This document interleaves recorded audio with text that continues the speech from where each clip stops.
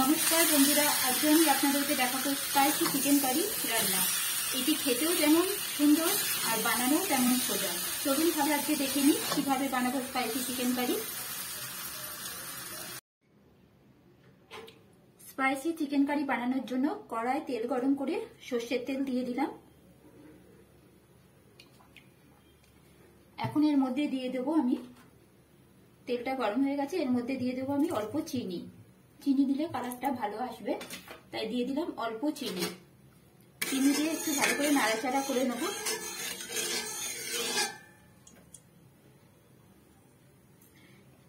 এর মধ্যে এখন দিয়ে দেবো কিছু ফোড়ন, শুকনো লঙ্কা, জিরে আর ছোট এলাচ, তেজপাতা আর লবঙ্গ দিয়ে দিলাম, ফোড়নে দিয়ে দিলাম। ফোড়নটা একটু গরম হয়ে যাবে। ফোড়নটা হয়ে গেছে, এর মধ্যে এখন আমি দেব মিডিয়াম সাইজের পেঁয়াজ।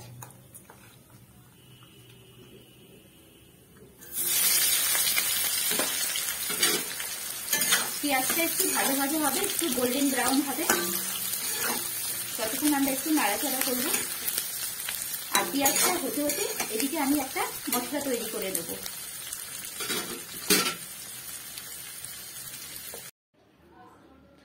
আমি এখানে নিয়েছি রসুন, একটা ছোট রসুনকে পুরোটাই নিয়েছি, আর 1 ইঞ্চির মতো আদাকে কুচিয়ে নিয়েছি, আর কয়েকটা কাঁচা লঙ্কা, আর 6-7টা কাজু, 4টে ছোট এলাচ। এগুলোকে আমি মিক্সিতে একসাথে পেস্ট করে নেব। পেঁয়াজটা ভাজার পর 2 মিনিট ভাজার পর পেঁয়াজটা একটা সুন্দর কালার চলে এসেছে। এখন আমি এর মধ্যে দিয়ে দেবো যেই মশলাটা আমি এই মাত্র করলাম, সেটা আমি এর মধ্যে দিয়ে দেবো।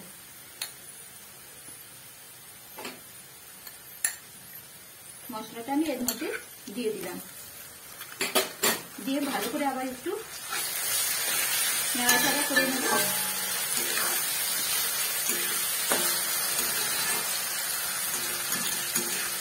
এখন এর মধ্যে আমি দেব নুন, দিয়ে দেবো নুন 1 চামচের মতো নুন দিলাম। হলুদও দেবো 1 চামচে, আর দেবো লঙ্কা গুঁড়ো, গুঁড়ো লঙ্কা 1 চামচে দিয়ে আবার একটু নাড়াচাড়া করে নেব।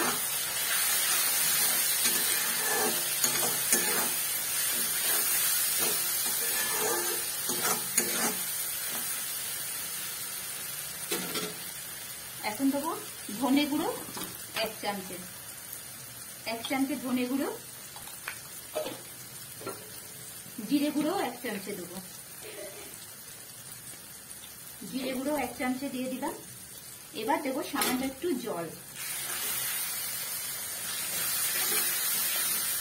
দিয়ে মশলাটাকে আমি ভালো করে কষিয়ে নেব।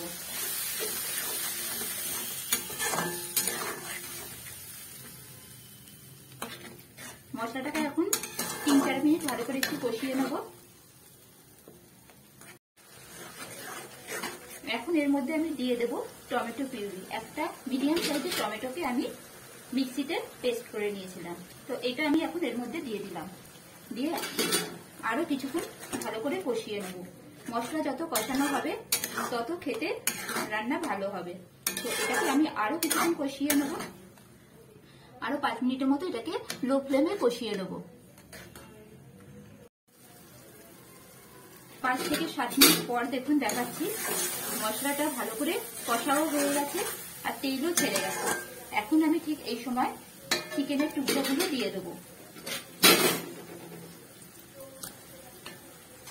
চিকেনের টুকরোগুলো এর মধ্যে দিয়ে দেবো, দিয়ে আবারও ভালো করে কষিয়ে নেব। আর এই সময় ফ্লেমটা হাইতে রাখতে হবে, নাহলে চিকেন থেকে জল ছেড়ে যাবে, তখন সেটা ভালো করে কষানো হবে না। তাই আমি 5 মিনিটের মতো হাই ফ্লেমে রাখবো, রেখে এটাকে ভালো করে কষিয়ে নেব। আর সমানেই কিন্তু নাড়তে হবে, নাড়লে কিন্তু তলায় লেগে যাবে। 5 মিনিট এইভাবে আমি ভালো করে এটাকে নাড়িয়ে পুরো মশলাটাকে মাখিয়ে নেব।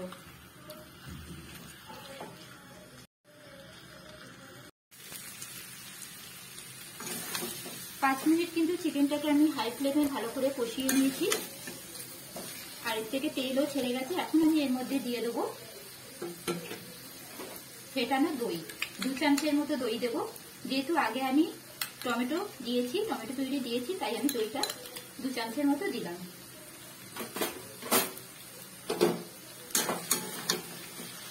এখন আমি গ্যাসটাকে লো করে দেবো। লো ফ্লেমে আমি আরো 5 মিনিট এটাকে কষিয়ে নেব, চাপা দিয়ে কষিয়ে নেব।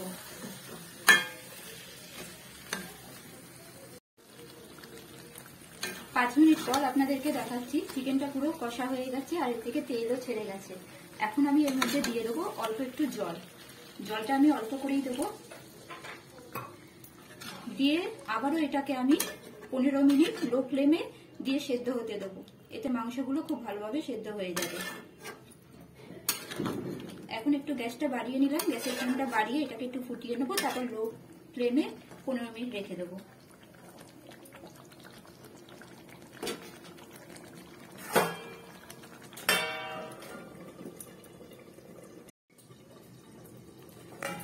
পনেরো মিনিট পর আপনাদেরকে দেখাচ্ছি মাংসগুলো একেবারেই নরম হয়ে গেছে আর পুরো চিকেন কষাটা রেডি হয়ে গেছে। এখন আমি এর মধ্যে দিয়ে দেবো 1 চামচে ভাজা জিরের গুঁড়ো। 1 চামচে ভাজা জিরের গুঁড়ো দিয়ে দেবো। আর দেবো কিছুটা ধনেপাতা। ধনেপাতাটা আমি একটু বেশি করেই দিয়েছি, দেবো ধনেপাতা। আর দিয়ে দেবো 1 চামচে ঘি।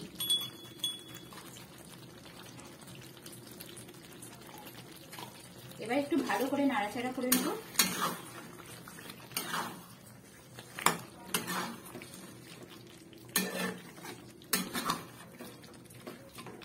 পুরো চিকেনটা রেডি হয়ে গেছে। এইভাবে আমি 1 মিনিটের মতো একটুখানি আর একটু লো ফ্লেমে ফুটিয়ে নেব।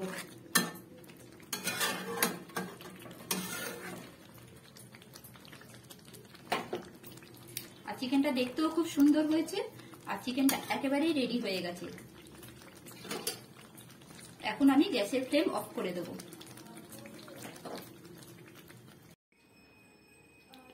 তৈরি হয়ে গেল আজকে আমার স্পাইসি চিকেন কারি। আজকের রেসিপিটি যদি আপনাদের ভালো লাগে তাহলে একটা অবশ্যই লাইক কমেন্ট করবেন। ভালো থাকবেন, সুস্থ থাকবেন।